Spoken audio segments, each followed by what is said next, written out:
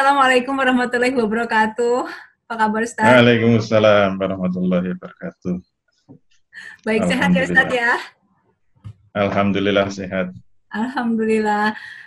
Begini, jadi sekarang ini kan cukup banyak sekali Ustadz berseliweran di sosial media, di media-media mainstream, juga di televisi, di radio, di cetak, di mana-mana mengenai kita tahu sendiri ada yang sedang ramai banget nih, yaitu trading namanya binary option yang sedang ramai sebetulnya ini. Yang ingin saya tanyakan, sebetulnya dalam hukum Islam trading seperti ini diperbolehkan atau tidak, Ustaz? Iya, kalau dalam kajian Islam, kajian khususnya yang saya tekuni yaitu ekonomi Islam, memang kalau mau menghukumi harus dilihat faktanya dulu ya. Kita tidak bisa mengeneralisir bahwa semua trading itu haram. Oleh karena itu harus dipelototi per transaksinya. Transaksinya itu biasanya kalau standarnya ulama, apakah mengandung unsur gharar atau apakah mengandung unsur maisir atau judi, ataukah mengandung unsur riba, misalnya gitu. Nah, oleh karena itu, yang penting sebenarnya bagi umat Islam, kalau mau berpegang kepada hukum syariat Islam, itu harus tahu apa yang disebut maisir itu apa, judi itu apa, gharar itu apa, riba itu apa. Nah, kalau tahu pegangannya ini, insya Allah nanti kalau mau melakukan transaksi, mau melakukan muamalah, mau melakukan praktek-praktek ekonomi, itu insya Allah bisa menilai sendiri. Itu istilah dalam fikih tatbikul hukmi, penerapan hukum. Ini bukan beristihad. Kalau istihad kan kewenangannya mustahid. Dan saya bukan mustahid ya. Tapi level kita itu menerapkan hukum itu bisa. Saya ambil contoh ya misalnya. Kalau kita punya pegangan, ini kalau analisis saya, kebanyakan trading itu memang mengandung unsur judi. Ada unsur perjudian. Dari mana taunya? Pegangan saya itu takrif atau definisi syariah tentang judi. Kalau dalam istilah fikih kan, istilahnya qimar ya. Saya tunjukkan definisinya.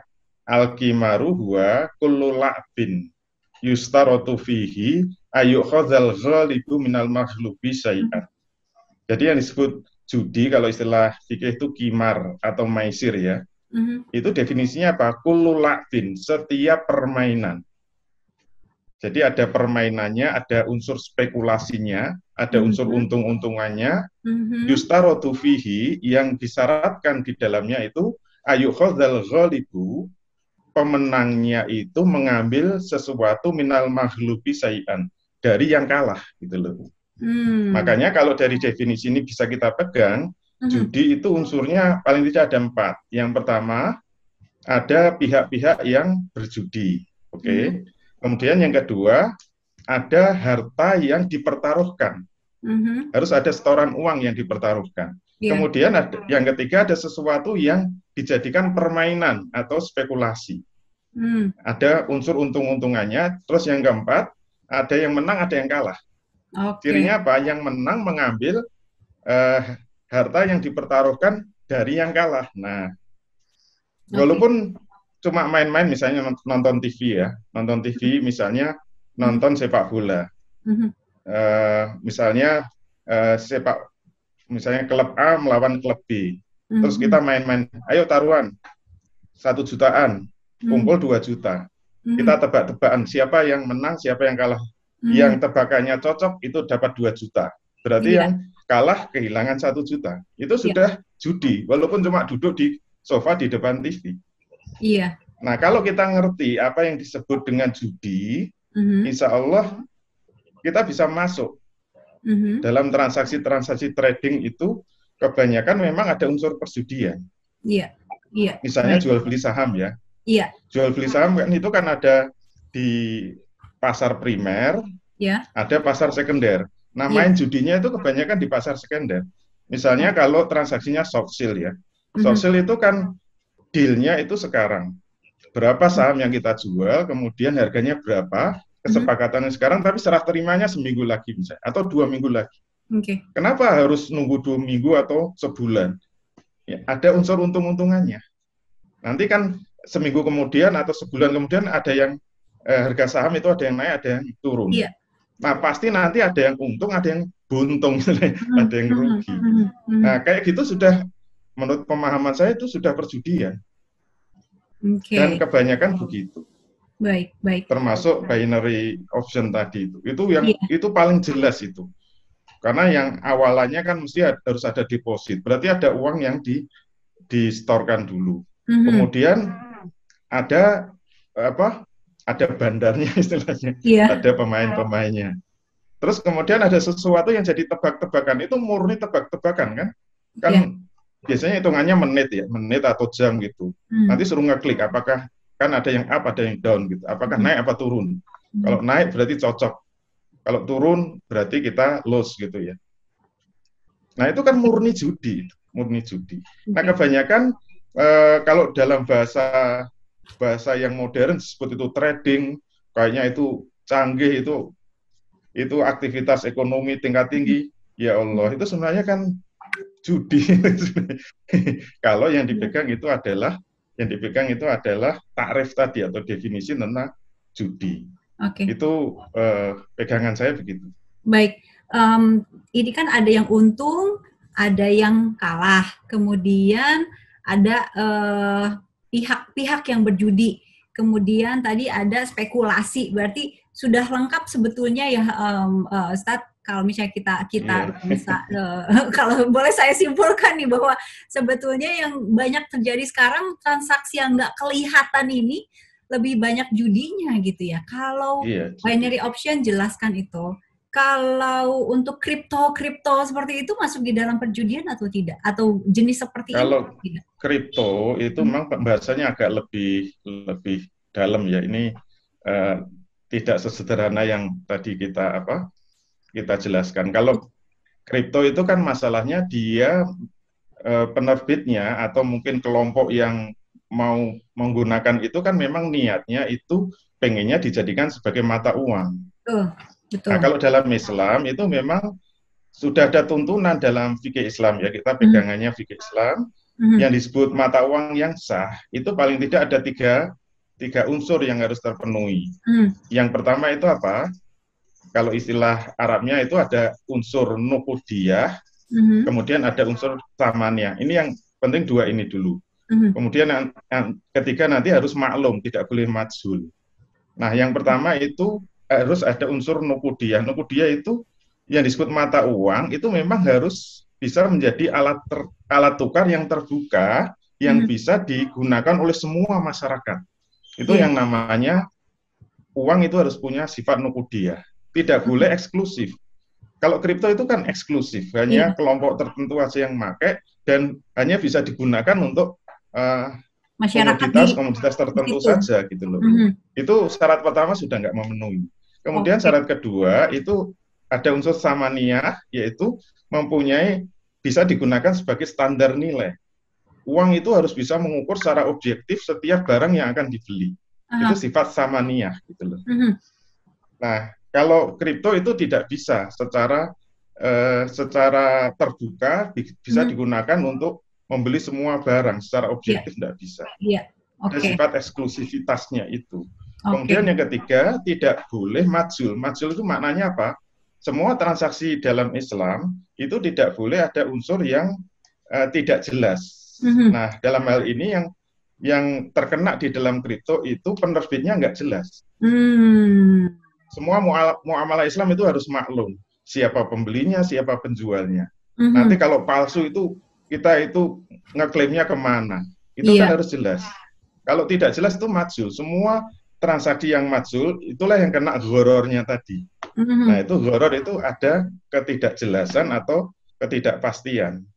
Nah, salah satu dalil yang biasa dipakai ulama, misalnya larangan ghoror itu contoh transaksi yang nggak jelas. Kalau zaman dulu memang sederhana kan. Misalnya Nabi mengatakan, la tastarus samaka fa'in fil ma'i fa'innahu ghororun. Janganlah kamu membeli ikan di dalam air, di dalam kolam. Kenapa? Karena itu ada unsur ghoror.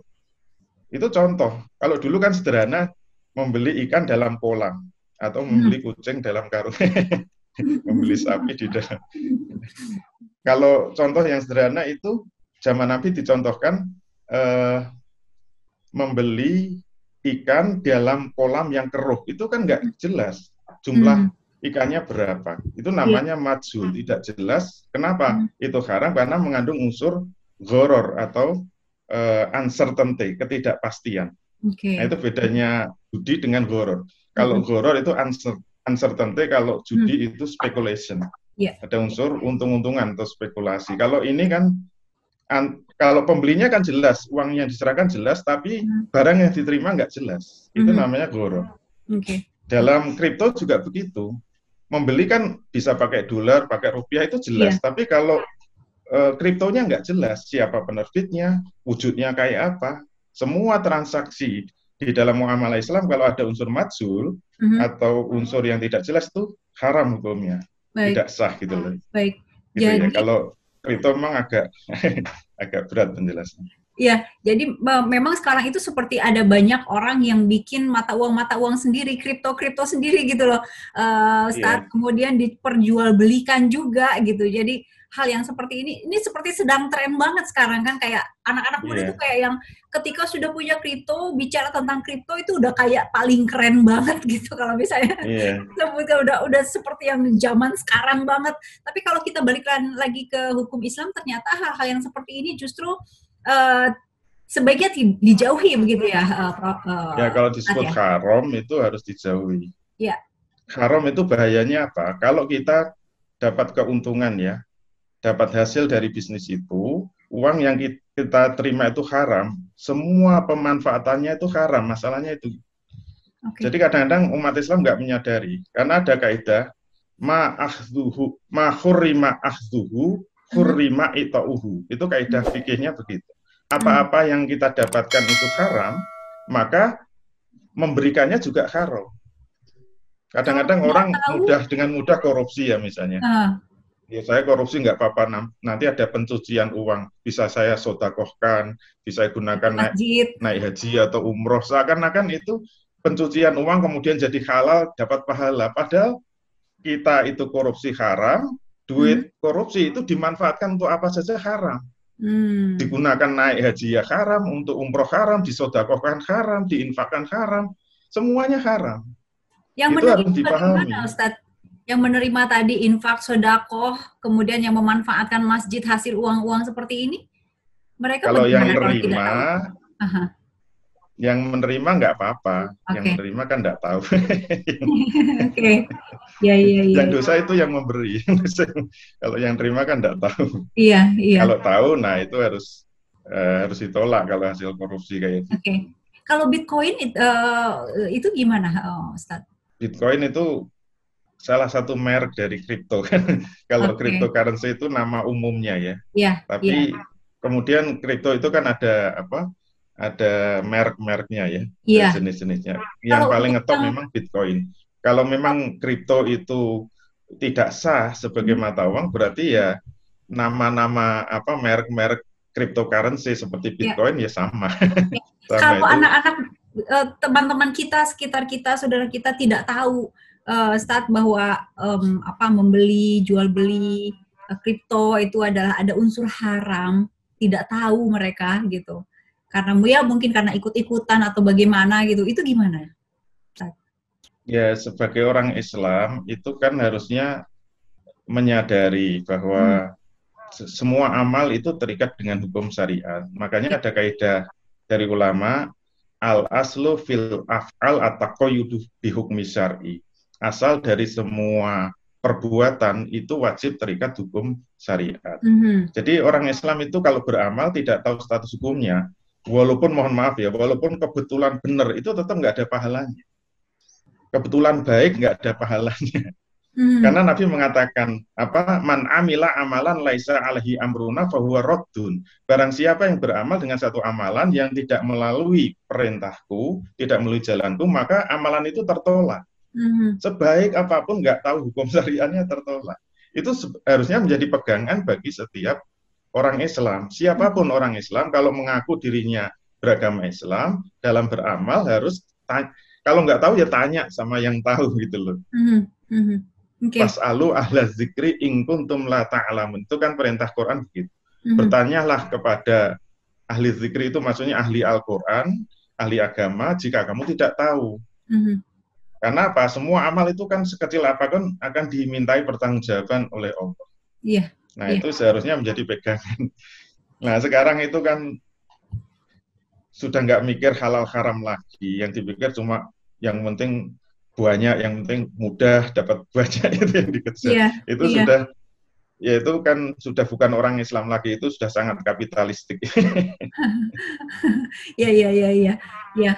Kalau untuk yang jual beli kurs mata uang resmi itu gimana, Ustadz? Yang ada dolar, rupiah, Ya. Nah, ringgit. ini juga agak beda ini. Jadi kalau saya memahami mata uang itu masuk kategori barang ribawi. Jadi dalam Islam itu memang ada yang disebut kalau belajar muamalah itu barang dibagi tiga. Ada barang misliyat, ada barang kimiat, kemudian ada barang ribawi. Nah, yang harus hati-hati itu yang masuk barang ribawi. Karena barang ribawi itu transaksinya itu memang spesifik ya. Nah, contoh hadisnya ya, ini salah satu hadis tentang barang ribawi yang disebut memang 6 ya. Azabu bil bizabi, wal fiddatu bil fiddati, wal buru bil buri, wa sa'iru bisa'i, wa tamru bitamri, wal milhu bil milhi. Jadi ada 6. Jadi emas ditukar emas, perak dengan perak, gandum dengan gandum, juwawut dengan juwawut, kurma dengan kurma, garam dengan garam. Ketentuannya apa? Mislan bimislin, sawaan bisawain, yadan biyadin. Kalau itu ditukar sejenis, maka harus sama dan setimbang. Dan harus tangan ke tangan. Harus tangan ke tangan, yadan biyadin. Kalau tidak sejenis, sama-sama barang ribawi, Nabi mengatakan, wa idzah talafat hadihi asnafu, fabai'u kaifasitum idzakana yadan biyadin. Kalau beda jenisnya, misalnya emas dengan perak atau kurma dengan gandum ditukar, fabai'u kaifasitum, tukarlah sesukamu. Idzakana yadan biyadin, asalkan apa? Dari tangan ke tangan. Nah, ini yang kemudian membuat transaksi yang sekarang model online khusus barang ribawi itu ada larangannya. Jadi harus seperti money changer itu ya, harus tangan ke tangan. Nah, yang harus kita pahami, uang sekarang itu mengandung ilat tadi, samaniyah wa nukudiyah. Kalau uang itu ada ilat samaniyah wa nukudiyah sebagai alat tukar dan sebagai standar nilai, berarti uang itu masuk barang ribawi sebagaimana emas dan perak. Sehingga masuk barang ribawi, maka ketentuan trading untuk semua falas, valuta asing, itu tetap harus yadan biyadin yang saya paham. Kalau dalil khususnya misalnya Nabi mengatakan, azabu bilwariki, riba ilaha awha. Nabi mengatakan menjual emas dengan apa? Dengan mata uang. Waktu itu adalah mata uangnya perak, itu bisa memunculkan riba. Kecuali harus HA wa HA, tangan ke tangan. Yadan biyadin. Berarti kalau tidak yadan biyadin, kata Imam Syafi'i mengistilahkan khusus, itu terkena ribayat. Ribayat itu riba yang tidak dari tangan ke tangan.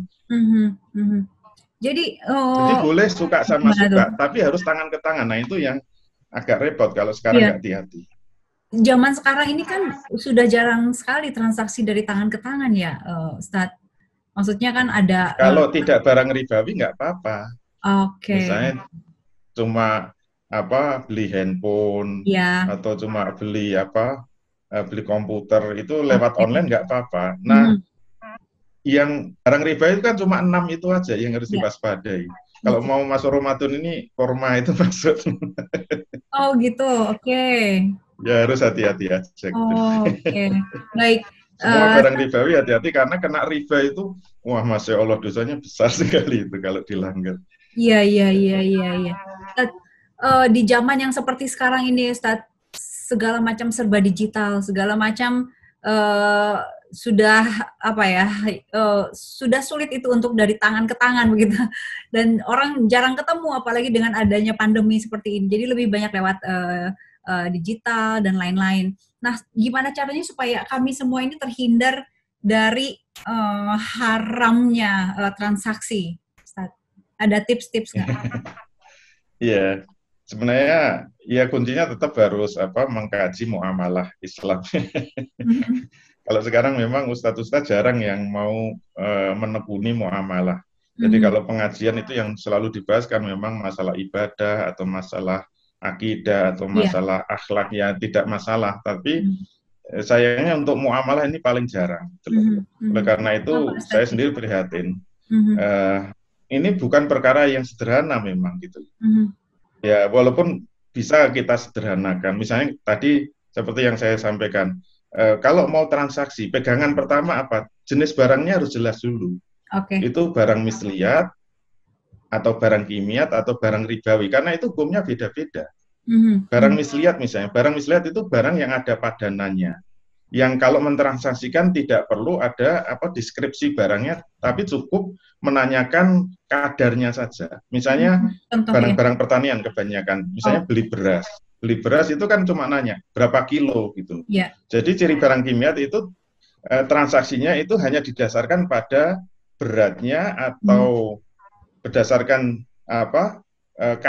takarannya atau takaran, timbangan atau hitungan. Itu barang misliat. Itu ketentuannya memang misalnya kita mau bisnis dropshipping ya. Nah, kalau barang misliat itu dropshipping enggak boleh. Karena harus makbut dulu. Jadi misalnya dropshipper mau menjual hanya foto-foto saja, itu enggak boleh. Karena apa? Karena kalau ada yang membeli, kemudian dia duitnya ditransfer kepada supplier langsung ngirim kepada pembeli, itu namanya kan dropshipping. Khusus barang misliat nggak boleh, harus makbut. Karena Nabi mengatakan la tabi'u hatta takbidu. Janganlah kamu menjual kembali kecuali kamu sudah memegang barang itu. Itu khusus barang misliat. Tapi kalau barang kimiat boleh, langsung dropshipping itu boleh. Nah itu kan pegangannya itu. Kalau yang barang kimiat misalnya mobil atau motor. Jadi kalau misalnya saya beli di Semarang, itu belum sampai ke saya jual lagi, itu sudah boleh. Nanti langsung kirim ya ke Jakarta misalnya. Itu namanya dropshipping kan. Nah untuk mobil, motor kayak gitu, barang-barang kimiat itu boleh. Tapi kalau barang misliat seperti beras, jagung, gula, kedelai, itu barang-barang misliat. Itu contoh sederhananya gitu. Baik. Beda lagi nanti barang ribawi kayak tadi. Nah, barang ribawi itu harus dan diatin. Boleh disebutkan lagi yang 6 itu, Ustaz? 6 itu emas, perak, gandum, juwawut, korma, garam. Ditambah mata uang kertas. Nah, mata uang kertas itu dikiaskan dari emas dan perak. Walaupun jadi 7 kan akhirnya. Emas, perak, mata uang kertas, gandum, juwawut, korma, garam, 7. Juwawut itu walaupun nanti khusus untuk barang ribawi makanan itu memang ada pengecualiannya yang bisa tidak dan diatin, bisa online. Bisa online itu ada pengecualiannya, tapi khusus yang makanan, gandum, juwawut, korma, garam, itu masih boleh online. Syaratnya apa? Syaratnya antara penjual dan pembeli sudah saling percaya. Saling percaya biasanya muncul sudah langganan, sudah kenal, nah itu beli korma lewat online boleh. Tapi kalau nggak kenal sama sekali nggak bisa. Ustaz, nah itu pengecualian untuk barang ribawi korma, itu contoh pengecualian. Iya. Gimana? Tadi kan tipsnya yang pertama adalah kenali jenis barangnya, ya. Yang pertama adalah itu. Yang kedua apa, Ustaz? Kedua dan ketiga untuk tipsnya. Yang kedua ya transaksinya. Kalau kita mengenal transaksi itu sebenarnya kan intinya 2 ya. Transaksi itu jual beli, bisa juga ijarah sewa menyewa atau jasa kan. Bisnis itu kan sebenarnya muaranya pada 2. Yaitu apa? Jual beli atau jasa. Nah, jual beli nanti dibagi 3 lagi. Rumusnya begitu. Jual beli itu ada yang kontan. Kontan itu berarti uangnya di depan, barangnya di depan. Kemudian ada yang jual beli kredit, yaitu uangnya barangnya di depan, uangnya di belakang. Kemudian yang ketiga jual beli salam. Jual beli salam atau pesanan itu uangnya di depan, barangnya di belakang. Nah, oleh karena itu yang harus diwaspadai ya Pak, mohon maaf itu kalau sama-sama di belakang. Nah, itu Rasulullah Shallallahu Alaihi Wasallam an bai'il kalik bil kalik. Rasul melarang jual beli tunda ketemu tunda. Jadi barang penyerahannya itu dalam tanggungan atau dalam penundaan, membayarnya dalam penundaan. Namun maaf, itu berarti terjadi ketika transaksinya COD. Berarti COD Oh, itu oke. tidak boleh. Nah, yang larang Rasul ya, bukan saya.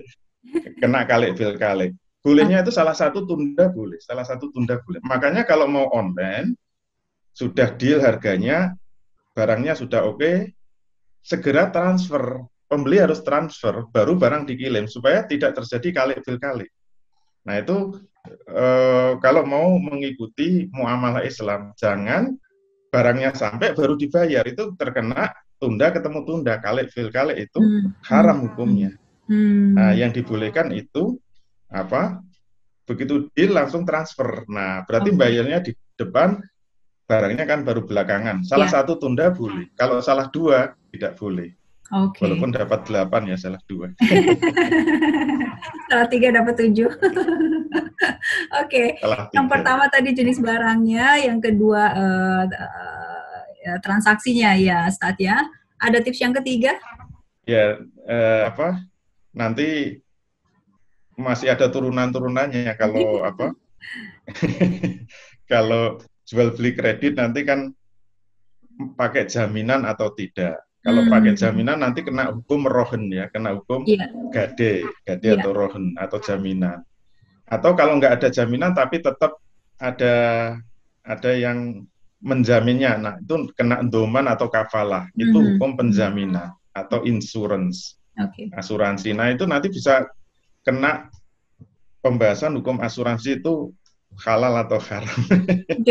Sekarang balik lagi berarti turunan-turunan lagi. Ya, balik lagi Ustadz ke yang pertanyaan awal. Jadi kalau kita sudah ada tawaran-tawaran ini mengenai binary option, mengenai lain-lain yang barang-barangnya nggak kelihatan, itu kan barangnya kita nggak bisa lihat sama sekali. Maksudnya seperti apa gitu. Pegang pun mungkin susah begitu. Dan lain-lain itu harus waspada begitu ya Ustadz ya. Kalau ada tawaran-tawaran transaksi seperti itu kita harus alarmnya harus nyala gitu ya Ustadz ya. Iya. Jadi memang harus dibedakan, itu sebenarnya permainan judi atau itu transaksi jual beli. Jadi sebenarnya kan sekarang yang terjadi, kalau jual beli itu kan mungkin ya sekarang eranya online ya. Pembahasan hukum-hukum online, mau jual beli lewat online itu tersendiri. Terus ada itu hukum permainan-permainan yang ada di lantai bursa itu. Itu banyak yang, mohon maaf ya, banyak yang terkena tadi rambu-rambu tadi. Biasanya ulama kan memberi rambu 3 itu. Ada unsur ribanya atau tidak. Ada unsur maisirnya atau tidak. Ada unsur gorornya atau tidak. Itu rambu-rambu untuk yang main-main di istilah ekonominya sektor non real gitu. Non real. Kalau tadi jual beli online itu kan jual beli sektor real, barangnya ada, baik barang maupun jasa. Tapi ada bisnis yang di sektor non real. Nah, yang non real itu yang harus kita waspadai karena itu biasanya terjebak 3 keharaman itu. Kalau nggak kena riba, kena maisir, kena ghoror. Bahkan kadang-kadang 3-3-nya ada. Itu kalau yang harus diwaspadai kita itu main di sektor real atau sektor non real. Kalau real barang dibagi ada misliat dan sebagainya itu kan di sektor real. Non real itulah yang sebenarnya kita itu tidak membutuhkan barang tapi mau main-main dapat untung gitu. Itu istilahnya non real. Itu kebanyakan memang permainan setan di situ. Untuk yang khusus non real itu ada yang halal atau tidak? Tetap ada yang halal. Misalnya ya, sebenarnya saham itu kan aktivitas investasi ya, investasi. Nah, tanda bukti investasi itu dalam bentuk saham. Nah, sebenarnya saham itu bisa dipindah milikkan sebenarnya, asal aturan-aturannya dipenuhi. Kalau dalam Islam itu pembahasan syirkah, dalam pembahasan syirkah. Sebenarnya memindahkan kepemilikan saham itu kan seperti aktivitas di sektor non real gitu, seperti itu. Itu contoh pemindahan saham kalau ditaati aturannya itu sah, termasuk jual beli falas. Jual beli falas itu aktivitas non real. Apakah ada yang halal? Ada, asal itu seperti di money changer itu. Kalau money changer itu kan langsung ya dan biadin. Itu sebenarnya aktivitas non real. tapi halal gitu loh. Itu contoh-contoh, tidak semuanya haram, tapi harus diketati rambu-rambunya. Itu contohnya begitu. Baik Ustadz, terima kasih waktunya. Sudah ada